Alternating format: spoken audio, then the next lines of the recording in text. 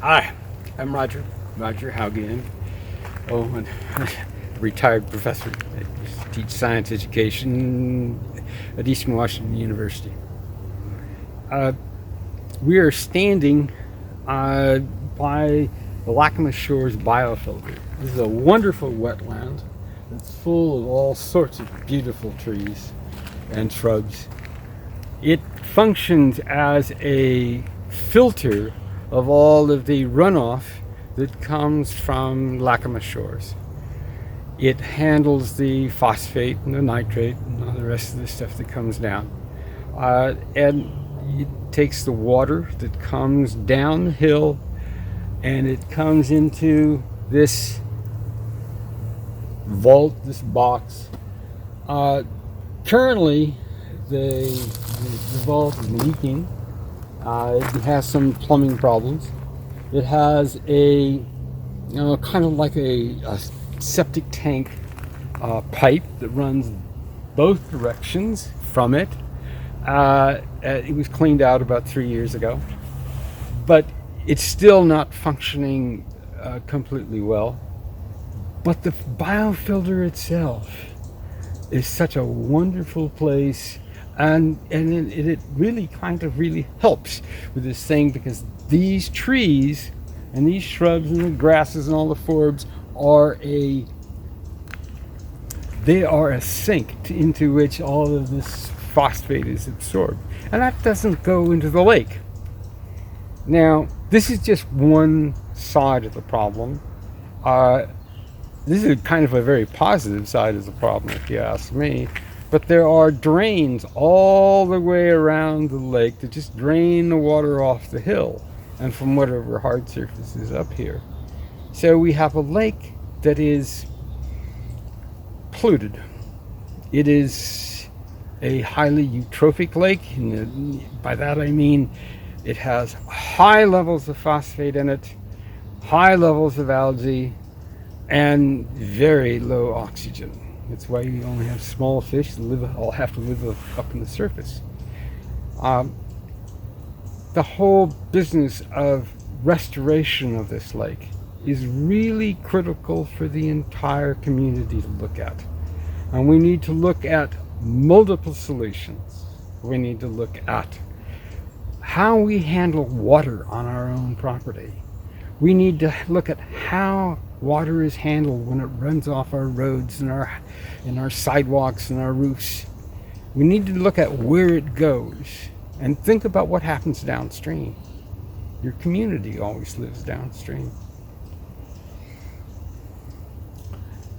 The restoration project that is just kind of getting off the ground again, because it's happened before, just getting off the ground has county, city, citizens, Department of Ecology, all looking at it, and money can be found to make the facilities available to take care of stormwater around the lake that we can't handle on our own property.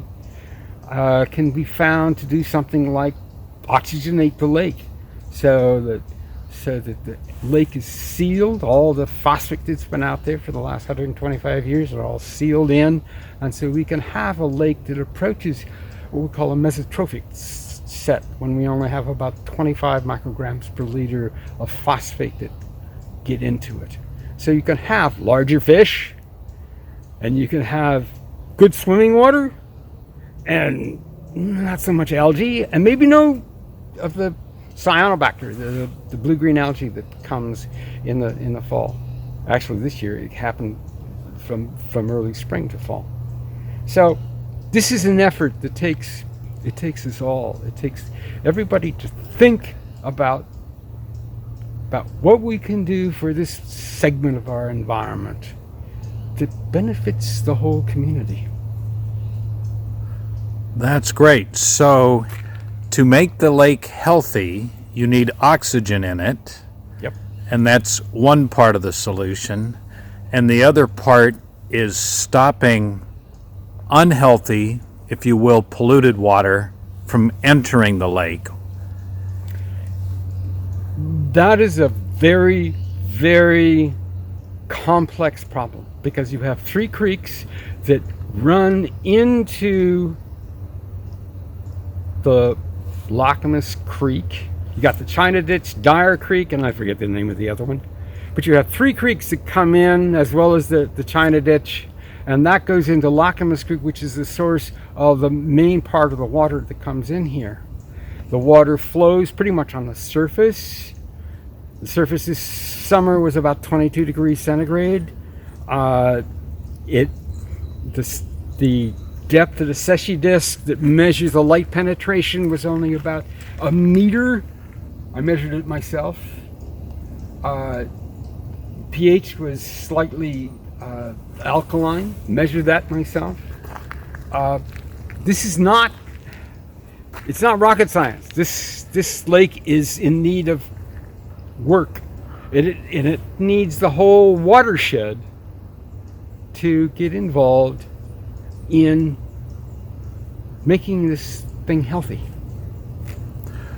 So you were part of an effort of local citizens to test the water quality here in the Lacamas Shores biofilter. What did you learn as part of that test?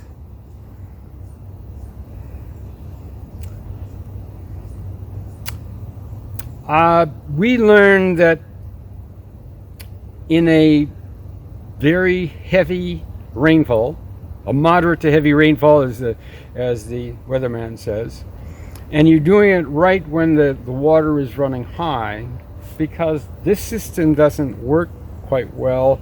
You have erosion that takes place on this little thing, and you get a lot of suspended solids coming out the other end, and so you get some high phosphate coming out of it. But and that's flowing directly then into the lake.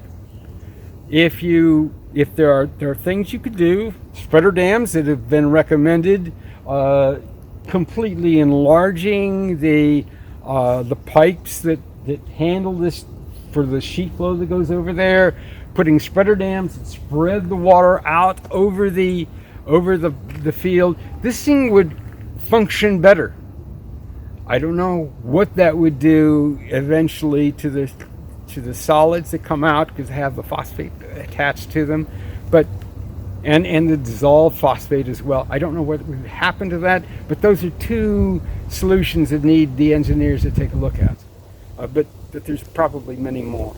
But cutting down this forest, and this is my own personal opinion, this is a sink for all the phosphate and the nitrogen and all the rest of it. And it's beautiful, and it's got beautiful wildlife.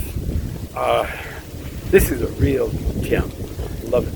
From a standpoint of it handling the water, though, it is beauty to the eye, but it's not properly handling the water today because the water needs to be spread out. Or I took a look at it. The rain following when we took all of the samples, I looked at it then. I walked along the trail. The water was coming up to the Heritage Trail, almost flowing over. Didn't quite. This thing is handling a lot of that water and a lot of that stuff that's coming off the hill. And the sample that we took probably doesn't really reflect that. It doesn't really reflect that. Because the solids that were collected in this stream, because of the force and the erosion, if you measured it now, I'd like to do that.